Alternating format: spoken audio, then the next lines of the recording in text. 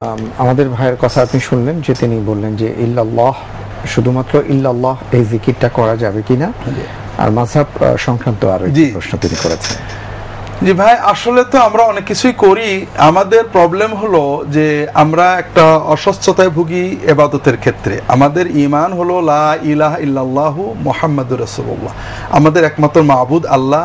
অর্থাৎ আমরা যে ইবাদতগুলো করি, ইল্লাল্লাহ জিকির করি, সুবহানাল্লাহ বলি, আলহামদুলিল্লাহ বলি, দাড়ি রাখি, টুপি পরি, নামাজের ভিতরে সেজদা করি, প্রতিটি কাজের সওয়াব আল্লাহ তাআলা থেকে পাবো বলে আশা করি, তিনিই মাবুদ।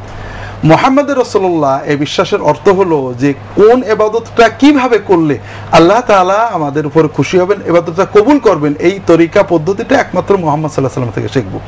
যেমন আল্লাহ বলেছেন সিজদা করতে, আমরা যে কোনো ভাবে সিজদা করে দিলাম, এমন নয়। সিজদাটা কেমন হবে, নাকটা কেমন থাকবে, কপাল কেমন, হাত কেমন থাকবে, সবকিছু নবীজি থেকে শিখতে হবে।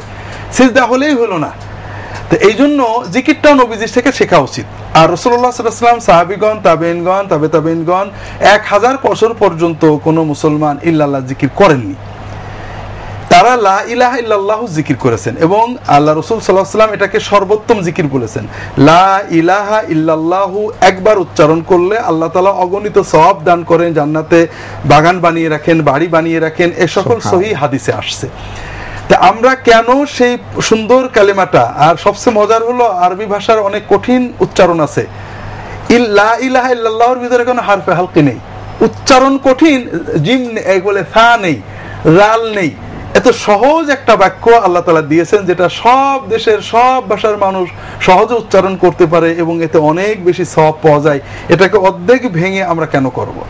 অতীত যুগে অর্থাৎ 200-300 বছর আগে কোনো বুজুর্গ মুরিদের সাময়িক মনোযোগের জন্য তারা এটা প্রেসক্রাইব করছিলেন, দিছিলেন। আমরা মনে করি তারা তাদের একটা ওজর ছিল, কিন্তু আমরা যদি রাসূলুল্লাহ সাল্লাল্লাহু আলাইহি ওয়াসাল্লামের সুন্নতের বাইরে এইগুলোকে মনে করি, এইগুলো না হলে আমাদের বোধহয় কলবটা সাফ হবে না। তাহলে আমরা মূলত ইয়াকিন করলাম যে রাসূলুল্লাহ সাল্লাল্লাহু আলাইহি ওয়াসাল্লামের সুন্নত মতো চলে আমরা কলবটা পুরো সাফ করতে পারবো না। এটা কিন্তু ভাই ভালো চিন্তা না। এজন্য আমরা বিতর্ক ঝগড়া বাদ দিয়ে, জায়েজ আছে আরবি ব্যাকরণে, জায়েজ আছে আরবি ব্যাকরণ দিয়ে তো আমরা ইসলাম শিখবো না। আরবি ব্যাকরণ দিয়ে কিন্তু আকবার আকবার আকবার জিকির করা যায়, কারণ আর কোরআনেও আছে যে আরবি বাক্য জুমলা ইসমিয়া তার মুক্তাদা অর্থাৎ সাবজেক্টটাকে ড্রপ করে দিয়ে শুধু খবরকে বলা যায়। আমরা যদি আরবি ব্যাকরণ দিয়ে আল্লাহর জিকির শিখবো, তাহলে রাসূলুল্লাহ সাল্লাল্লাহু আলাইহি ওয়াসাল্লাম কি জন্য আসছিলেন? তিনি তো আমাদেরকে ইবাদত শেখাতেই আসছিলেন।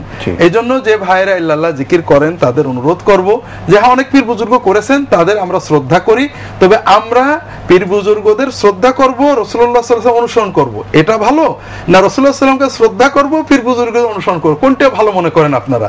আমি মনে করি যে পীর বুজুর্গ, আলেম ওলামা সবাইকে আমরা শ্রদ্ধা করব, তাদের জন্য দোয়া করব, কিন্তু যেখানে তাদের কোনো কর্ম রাসূলুল্লাহ সাল্লাল্লাহু আলাইহি ওয়াসাল্লামের ব্যতিক্রম হবে, আমাদের সামনে দুটো অপশন, হয় রাসূলুল্লাহ সাল্লাল্লাহু আলাইহি ওয়াসাল্লামটাকে ব্যাখ্যা করে দূরে রেখে এদেরটা অনুসরণ করব, অথবা এদেরটাকে ব্যাখ্যা করে এদের মর্যাদা রেখে নবীজিরটা অনুসরণ করব। আমার কাছে এটাই ভালো মনে হয়। আল্লাহ আমাদের সবাইকে তৌফিক দিন।